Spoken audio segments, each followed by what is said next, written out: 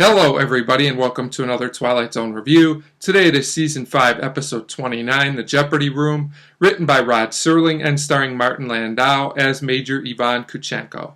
And this is a solid Twilight Zone episode that's somewhat unique because it really doesn't have a supernatural element to it, which is kind of unusual for a Twilight Zone episode.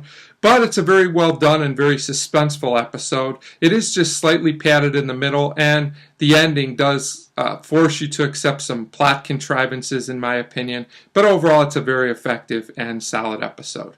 So we start with our main character, Ivan, and he's in a room. It looks like a hotel room, and he gets a phone call.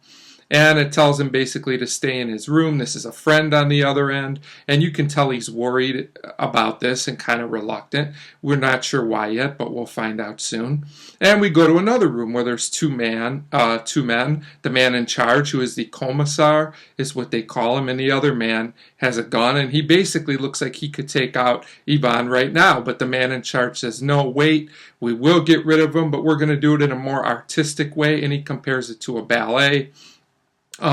Which is kind of an interesting setup for our episode. So, after the opening narration, Ivan is in his room and he gets a knock on the door. And it's the commissar, and he comes in and he says he's a friend, and they chat.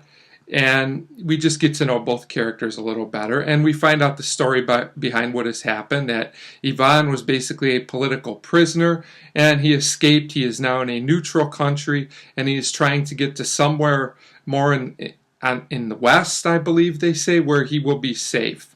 And basically, Ivan knows this man's not a friend because he remembers him as being one of the men that he escaped from. So the commissar tells him there's no way for him to leave, and Ivan's not having it. He has a gun as well at this point. The commissar offers him a drink. Of course, Ivan is very skeptical of this, and basically because the commissar drinks, Ivan ultimately is kind of tricked into drinking this, and he is knocked out. And I have to say, this scene I thought took a little bit too long. They keep chatting as the drink takes its effect, but couldn't Ivan have just been knocked out or passed out immediately, or then cut to that? Did we really need all this? But I guess it's fine. They had to fill up 25 minutes of time. So eventually Ivan wakes up and there's a tape recording, and I thought the tape recording was pretty cool. This commissar really likes to play games.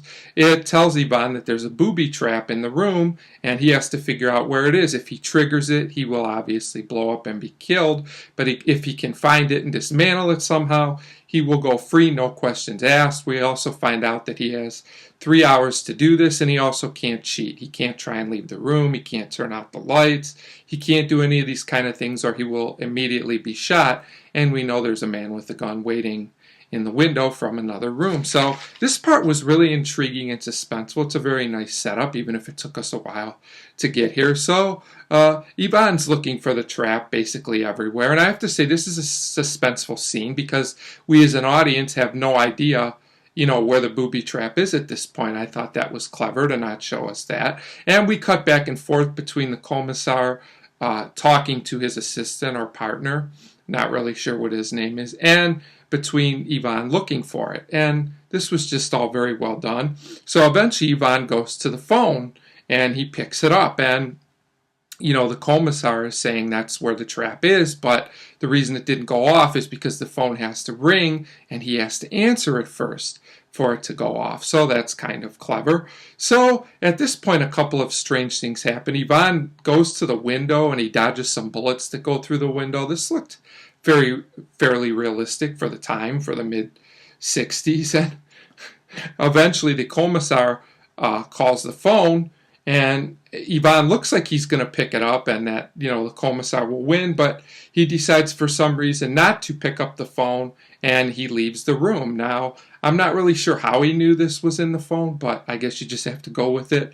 He just did. So basically he gets out and escapes, dodging some more bullets on the way out. So we go to the last scene of the episode where the commissar and his assistant are in Ivan's room, and the commissar's trying to figure out, how he figured it out. He says, that's okay, we'll get him the next time now that I know he's a worthy opponent, basically. And at this point, the phone rings, And it turns out that the assistant, who's not one of the smarter Twilight Zone characters, as I like to say, picks up the phone, and he and the commissar blow up. And we see that Ivan called on the other end. He's the one that called and forced the phone to ring. So basically, it appears he will be safe and get away, at least for now, I guess. Now, this all appears clever on the surface, but I do have a little bit of an issue with the sending. While it works in the context of the episode, it seems a little convenient to me that Ivan called right when the commissar and the assistant were in the room. How did he know they would be there at that time? And even more important, why did the assistant pick up the phone? It was explained to him that it was booby-trapped, so why would he do this? Did he just forget? It just seems a little too convenient to me. But if you accept it, it's fine. And it doesn't kill the episode. I just thought it took away from it a little bit. It seems a little too convenient. But overall, the Jeopardy Room is a pretty unique episode. It's pretty different. And I give it a 3.5 out of 5. If they could have tied up the ending a little neater, I would have went even higher. But this is still a solid episode, definitely worth watching at least once. So 3.5 out of 5 for the Jeopardy Room. And as always, thank you very much for watching.